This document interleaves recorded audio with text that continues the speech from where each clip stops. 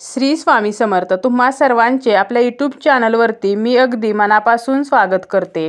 तुमच्या मनातील सर्व चांगल्या इच्छा स्वामी महाराज पूर्ण करोत हीच स्वामींच्या चरणी प्रार्थना करते आणि आजच्या व्हिडिओला सुरुवात करते। आजच्या व्हिडिओमध्ये आपण पाहणार आहोत ते म्हणजे एक असे झाड आहे की या झाडाला आपण आठवड्यातून फक्त एकदा स्पर्श करायचा आहे। यामुळे आपले ग्रहदोष, शनिदोष, आपल्याला जी काही शनीची साडेसाती आहे तर ती नष्ट होते। त्याप्रमाणेच आपले दारिद्र्य संपते आणि आपले जे काही वाईट दिवस आहेत तर ते संपून आपल्याला चांगले दिवस येत असतात।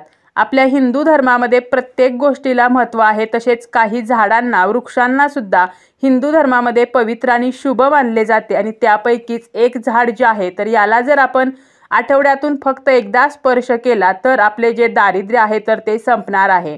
याबद्दलची संपूर्ण माहिती आपण या व्हिडिओमध्ये पाहणार आहोत।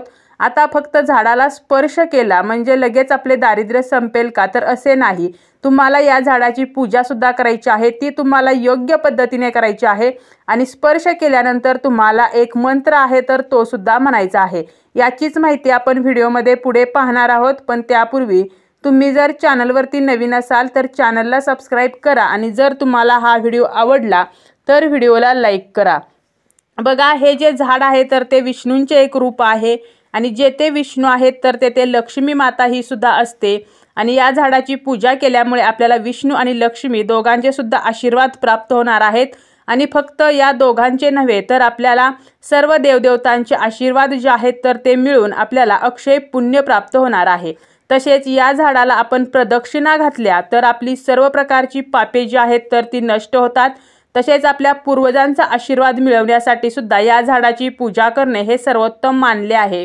जेव्हा आपल्याला आपल्या पूर्वजांचा आशीर्वाद असतो तर त्यावेळेला आपल्याला पितृदोष जो आहे तर तो राहत नाही आणि पितृदोष जेव्हा आपला संपतो तेव्हा आपली जी प्रगती आहे तर ती होत असते। परंतु आपल्याला पितृदोष जर असेल तर मात्र आपल्या घराची प्रगती खुंटते। त्यामुळे पितृदोष जरी असेल तरी सुद्धा तुम्ही पितृदोषापासून सुटका होण्यासाठी या झाडाची नित्यनियमाने जर पूजा केली तर आपला पितृदोष हा सुद्धा संपत असतो। तसेच या झाडावरती नेहमी शनीची छाया असते, त्यामुळे आपले शनिदोष जे आहेत तर ते सुद्धा दूर होत असतात। तर असे हे झाड आहे ते म्हणजे पिंपळाचे झाड। आपल्याला आपले दारिद्र्य नष्ट व्हावे, पितृदोष कमी व्हावा, शनिदोष कमी व्हावा तर यासाठी पिंपळ वृक्षाची पूजा करून या वृक्षाला एक वस्तू सुद्धा अर्पण करायची आहे आणि आठवड्यातून एकदा म्हणजे तुम्हाला प्रत्येक शनिवारी हा उपाय करायचा आहे। तुम्हाला जरी प्रत्येक शनिवारी हा उपाय करणे शक्य नसेल तरी तुम्ही प्रत्येक एकादशीला म्हणजे महिन्यातून एकदा किंवा प्रत्येक पौर्णिमेला, अमावस्येला सुद्धा या वृक्षाची पूजा जी आहे तर ती करू शकता। आता शनिदोष हा जो आहे तर तो का कमी होतो तर स्वतः शनिदेवांनी सांगितलेले आहे।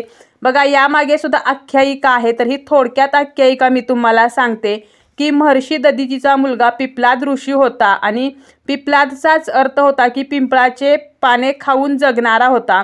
तर तो जो आहे तर त्याने जगाच्या हितासाठी जेव्हा महर्षी दधीची यांनी आपल्या देहाचा त्याग केला होता आणि त्यांच्या ज्या अस्थी आहेत तर त्या देवराज इंद्रांना दान केल्या होत्या आणि त्यानंतर जेव्हा त्यांची पत्नी गर्भवती होती आणि यानंतर त्या पत्नीने तिच्या गर्भातून या मुलाला बाहेर काढले आणि पिंपळाच्या झाडाखाली ठेवले आणि नंतर ती सती गेली आणि मूल जे आहे तर ते त्या पिंपळाच्या झाडाखालीच वाढले।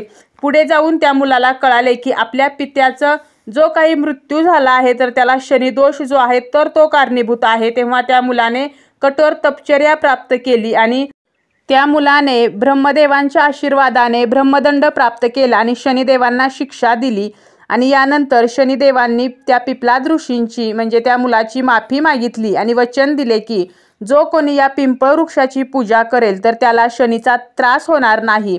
तसेच त्या पिंपळ वृक्षाला सुद्धा त्या पिप्लाद ऋषीच्या प्रभावाने आशीर्वाद मिळाला की जो कोणी या देववृक्षाची सेवा आणि पूजा करेल तर त्यांना चांगले फळ मिळेल आणि शनिदोषापासून मुक्ती मिळेल, तसेच पितृदोष सुद्धा संपेल।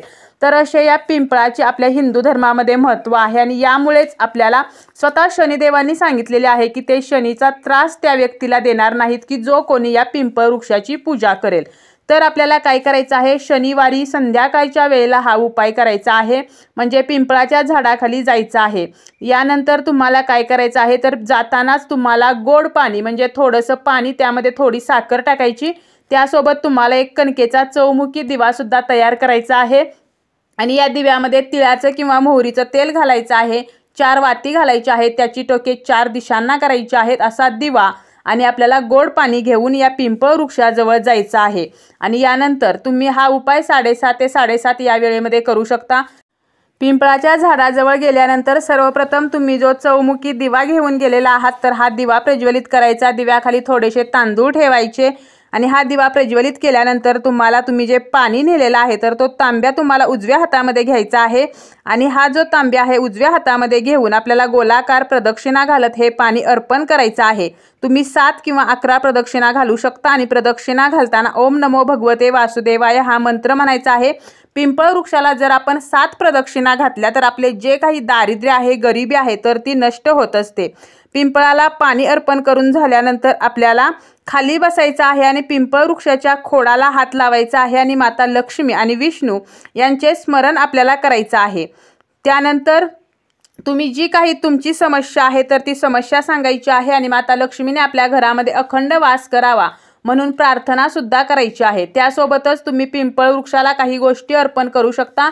पाणी घालून झाल्यानंतर तुम्ही पिंपळाच्या झाडाला काळे तीळ किंवा काळे उडीद तर हे अर्पण करू शकता। त्याप्रमाणेच तुम्हाला जर वास्तुदोष असेल तर तुम्ही 7 प्रकारची धान्य घ्या, मग कोणतीही घ्या, गहू, बाजरी, ज्वारी, तर अशी 7 धान्य तुम्हाला तुमच्या मुठीमध्ये घ्यायची आहेत आणि 7 वेळेला तुमच्या घरावरून ओवाळून घ्यायची आहेत आणि तुम्हाला ही धान्य जी आहेत तर ती पिंपळ वृक्षाखाली ठेवायची आहेत। असा सुद्धा तुम्ही उपाय करू शकता। यामुळे सुद्धा घराचे वास्तुदोष जे आहेत तर ते कमी होत असतात। तर अशा प्रकारे पिंपळ वृक्षाची पूजा करा। पिंपळ वृक्षाला काळे तीळ किंवा काळे उडीद जे आहेत तर ते अर्पण करायचे आहेत आणि ही जी पूजा आहे तुम्हाला शनिवारी संध्याकाळी करायची आहे आणि तुम्हाला त्या झाडाच्या खोडाला स्पर्श करून माता लक्ष्मीचं विष्णूंचं स्मरण करायचं आहे, तुमची समस्या सांगायची आहे। घरी येताना तुम्हाला मागे वळून पाहायचं नाही, हा दिवा तेथेच राहू द्यायचा आहे। तर अशा प्रकारे साधा सोपा उपाय आहे।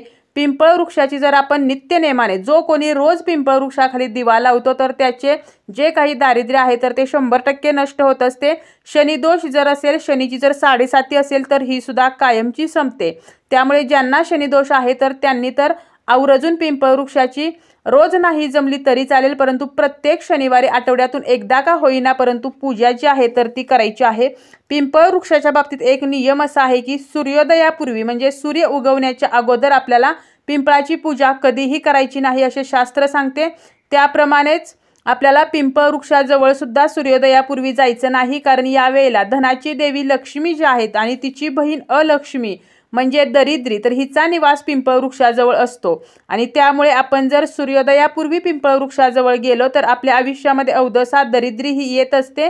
म्हणून चुकूनही कधीही सूर्योदयापूर्वी पिंपळ वृक्षाजवळ जायचं नाही, तर हा एक नियम पाळायचा आहे।